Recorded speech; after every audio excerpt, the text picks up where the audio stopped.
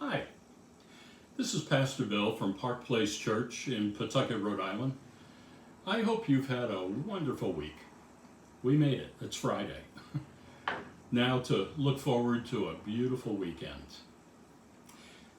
You know, today I don't know that I would say what I'm going to share with you is really that inspirational, but it's a couple of memories that I have that I think you might find a little entertaining.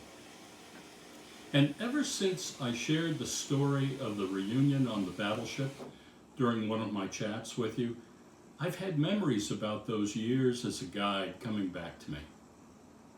And I want to share a couple with you. I remember one hot summer day, as a man was leaving the ship, he asked if I could give him directions to New York City. I said, sure. So I pointed to the road that he would take from the parking lot to gain access to Braga Bridge, which was right over our head. And I said, that's Route 195. Take that west to Providence until you reach 95 South. Follow that all the way to New York. He scratched his head and he looked a little confused. And then he said, but I've got a problem. He took my arm and led me to the side of the ship. He pointed down to the pier and he said, you see that cabin cruiser there? Yes, I replied. He said, well, that's what we used to get here. Just a little sly smile and a twinkle in his eye. Oh, I see, I said to him. Well, in that case, you want to come around in front of the bow of the ship and then turn left. You'll be in the Taunton River. Follow the river under the bridge into Mount Hope Bay. Pretty soon, you'll see another bridge. It's the Mount Hope Bridge. We'll go under that and you will be in Narragansett Bay. And just follow that out under the Newport Bridge until you reach the Atlantic Ocean. And when you get to the ocean, take a right. And you should be fine after that. He smiled, he thanked me, and he and his group left the ship. You know, so many stories during my 2 years on that ship, but the most memorable are the Saturdays when the Cub Scouts stormed the ship. You would be amazed at how many Cub Scouts a battleship like Big Mamie can absorb. I remember looking out at our parking lot, seeing anywhere from 10 to 15 yellow school buses. You do the math.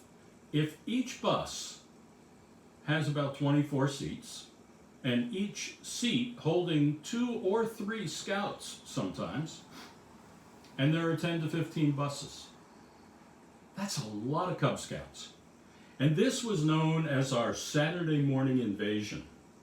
As guides, we'd watch the buses pull in, the scouts line up like little soldiers, and march down the dirt path in formation toward the gangway of the ship.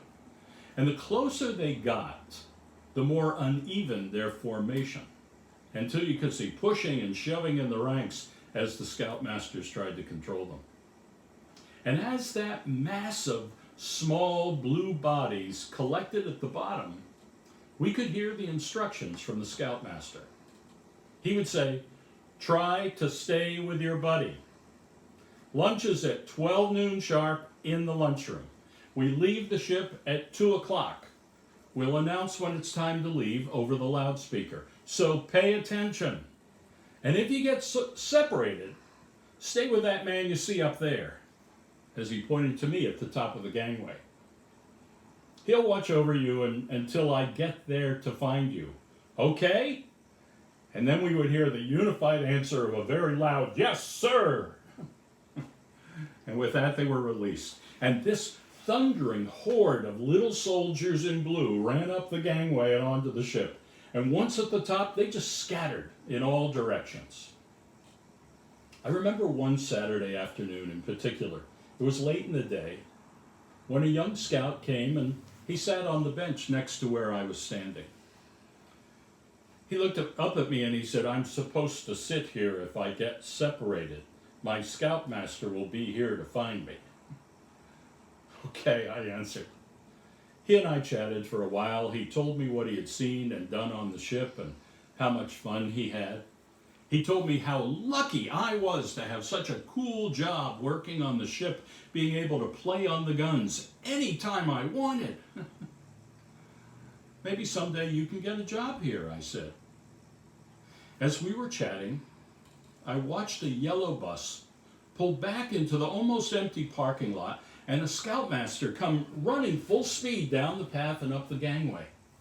He looked very annoyed as he said, "Have you emptied the trash in the lunchroom?" "I don't know," I said. "One of my scouts threw his retainer in the trash and he says his dad is going to kill him if he loses another retainer. I need to go through your trash." And with that, he was off to the lunchroom. After about 15 minutes, he came back proudly, holding the retainer up so I could see his success. And as he approached the gangway, he looked at the scout, which had been sitting with me, and said, "Roger, I told you, everyone stay on the bus." Roger looked at him a little sheepishly and answered, "But I never got on the bus." The scoutmaster looked at me and said, "Oh no, we left without Roger." Good thing the other scout realized he had thrown his retainer away. What do you think? Coincidence? With all of my experiences on the battleship, the story of Roger and the missing retainer has stayed in the forefront of my memory. You know that familiar verse, "All things work together for good for those who love the Lord"? I guess that even covers lost Cub Scouts and discarded retainers. Pray with me. Lord, sometimes the simplest of events can prove once again how amazing you are. If a sparrow cannot fall from a nest without your notice, then certainly a missing scout and a lost retainer must also clearly be in your sight and under your protection. Amen. Thanks for joining me today. I hope you will join Pastor Wayne and me for Sunday morning worship. Our service can be found on either Facebook or YouTube by 10 a.m. Sunday morning. I hope you have a wonderful weekend, and I'll see you back here again on Monday. God bless you.